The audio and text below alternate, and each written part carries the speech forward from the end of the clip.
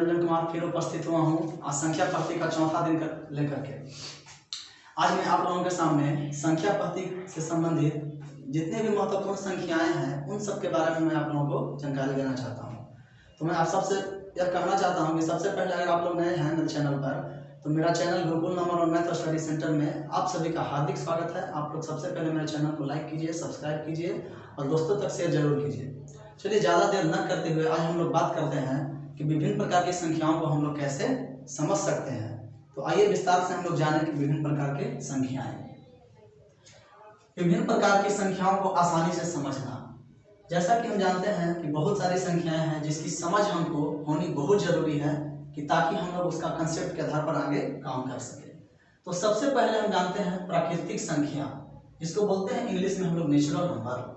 इसका डेफिनेशन है कि गिनती की सभी संख्याओं को प्राकृतिक संख्या कहते हैं। अर्थात एग्जाम्पल में अगर हम लोग लें तो 1, 2, 3, 4, 5, 6, 7, 8 इस तरह से अगर अनंत तक जो संख्याएं जाएगी उन सारी संख्याओं को हम लोग प्राकृतिक संख्या कहेंगे। आप एक बात ध्यान दीजिए यहाँ पर कि हम लोग देख रहे हैं कि कोई भी दो लगातार प्राकृतिक संख्या के बीच में एक एक का अंतर, यानी कि इससे एक बड़ा ए है, इससे एक बड़ा ए है और इससे एक बड़ा ए है और इससे एक बड़ा ए है, इस तरह से एक एक का अंतर है, यानी कि एक एक बढ़ोतरी हो रही है। तो अगर इन्हीं संख्याओं को अगर हम चर रूप में देखें तो पहला संख्या को अगर हम x मानेंगे तो मेरा दूसरा संख्या इसमें एक बढ़ेगा, x+1 होगा। उसी प्रकार तीसरा संख्या अगर एक बढ़ेगा तो x+2 होगा, चौथा संख्या x+3 होगा, पांचवा होगा x+4। तो इस तरह से आपको याद रखना है कि अगर आपको चर रूप में जैसे पूछ देगा कि अगर चार लगातार प्राकृतिक संख्या कौन कौन, तो हम लोग लेंगे x, x+1, x+2 और x+3। 5 पूछेगा तो x+4 तक जाएंगे। इसी तरह से हम लोग क्रम बना करके इस प्रकार की संख्याओं को चर रूप में समझेंगे। इसका इस्तेमाल आप लोग को बाद में पता चलेगा, इसलिए आप यहाँ तक जानिए। आइए दूसरी संख्या की ओर चलते हैं। दूसरा संख्या मेरा है पूर्ण संख्या, जिसको इंग्लिश में कहते हैं होल नंबर्स। तो होल नंबर्स का डेफिनेशन है दोस्तों कि अगर आपकी जो प्राकृतिक संख्याएं हैं उसके पहले सिर्फ शून्य को आप लगा दीजिए, वो आपका होल नंबर बन जाएगा। यानी कि शून्य से शुरू होने वाली सभी लगातार संख्याएं पूर्ण संख्या कहलाती है।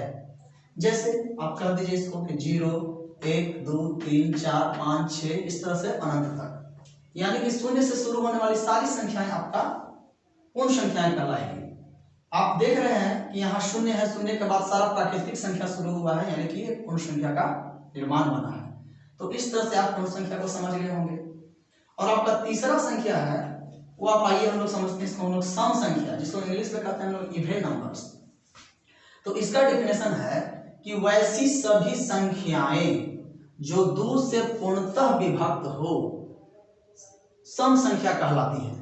जैसे 2, 4, 6, 8, 10, 12, 14, 16 इस तरह से ये सब अनंत तक चला जाएगा।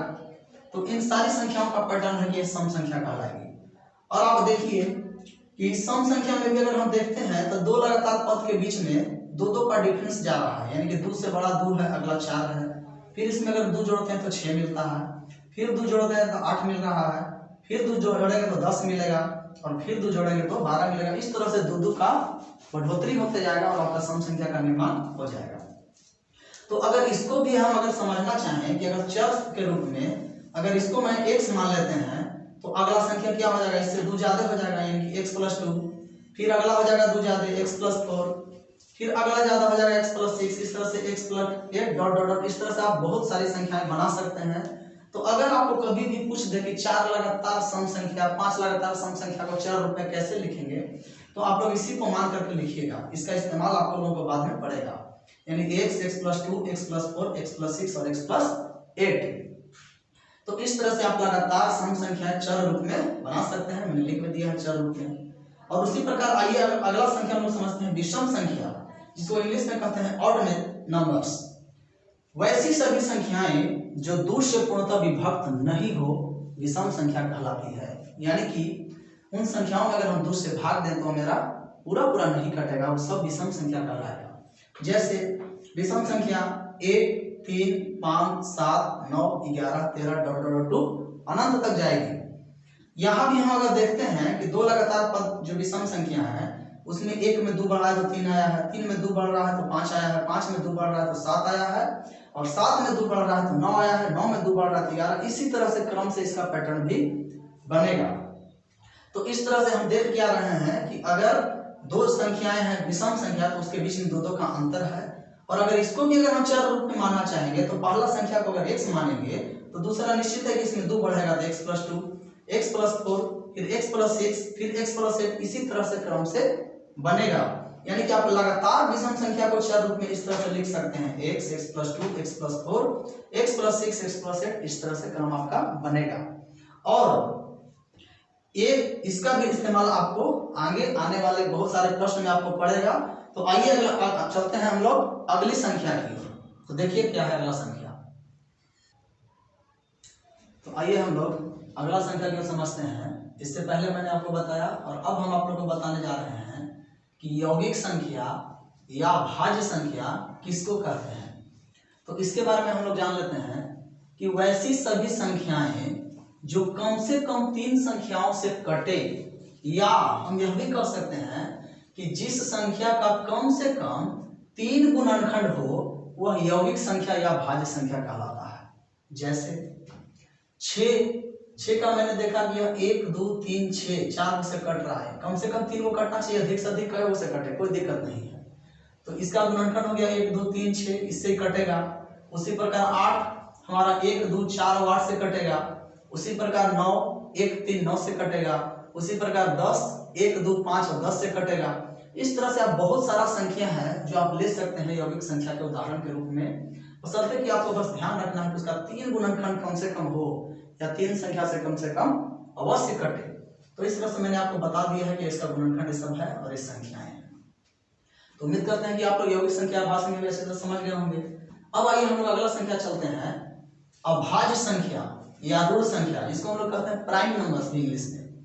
तो इसका डेफिनेशन है कि वैसी सारी संख्याएं जो एक और स्वयं के अलावे किसी से भी नहीं कटे अभाज्य संख्या या ऋण संख्या कहलाती है।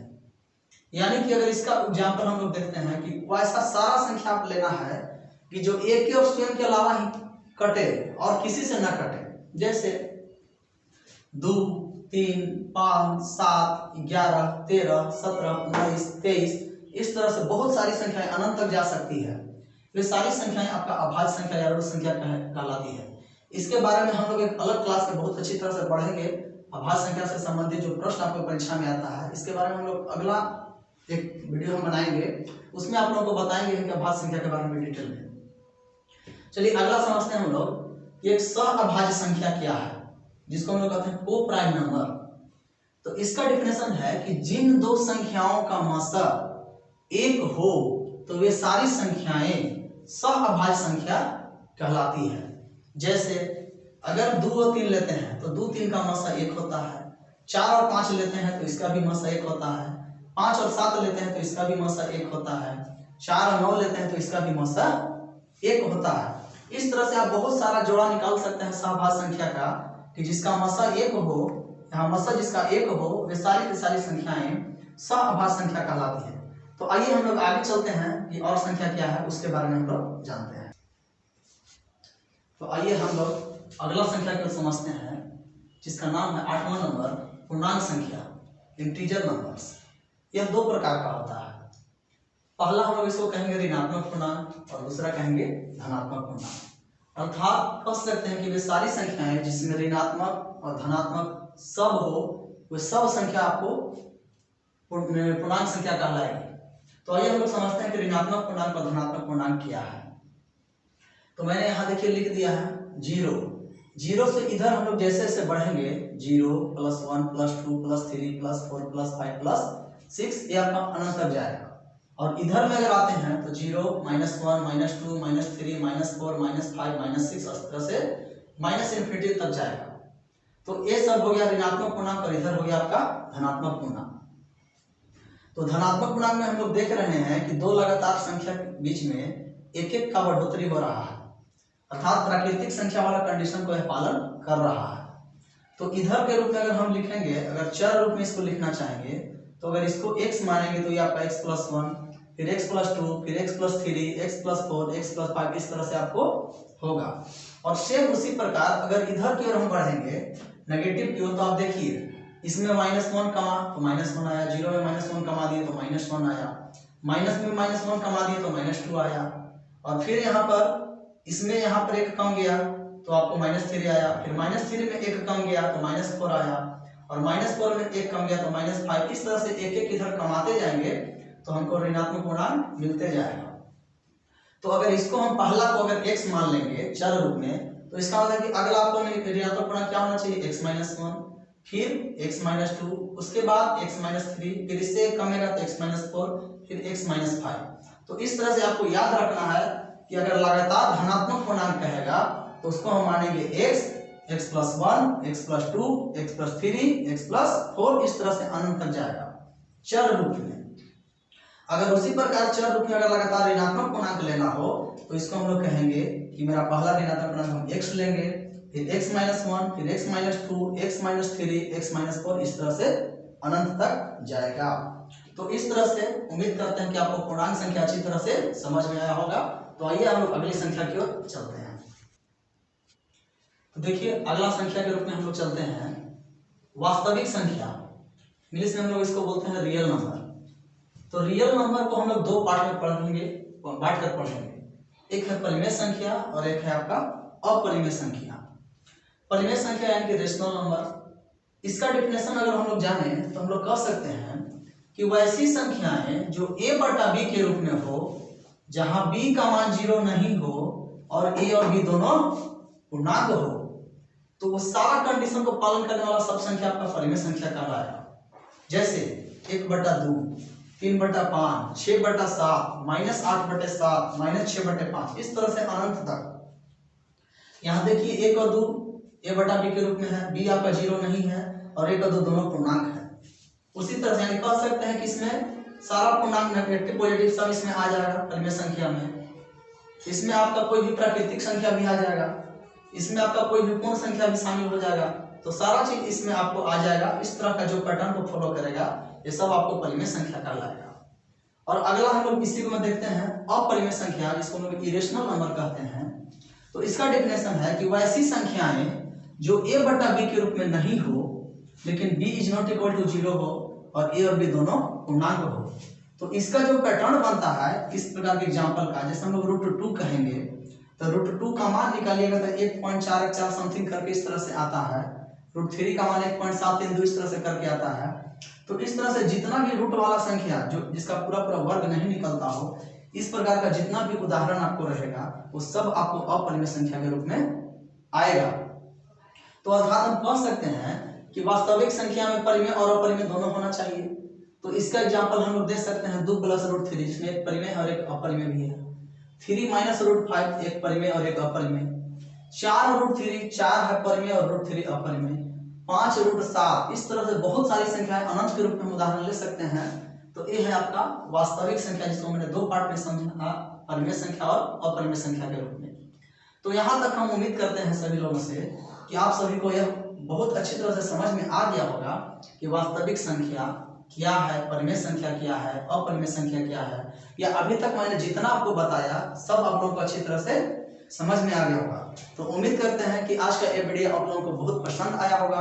अगर आप लोगों को अगर यह वीडियो पसंद आए तो अंत में अभी आपसे कहना चाहते हैं कि अगर आप लोग नए हैं तो आप इस वीडियो को देखिए और लाइक कीजिए, अपने दोस्तों तक शेयर कीजिए, और अगर नए हैं तो आप सब्सक्राइब करना ना भूलें और घंटी भी बजाइए, ताकि अगला वीडियो जब मैं आपको बनाऊं तो आपके पास नोटिफिकेशन पहुंचते जाए। तो मिलते हैं अगले वीडियो में। नमस्कार।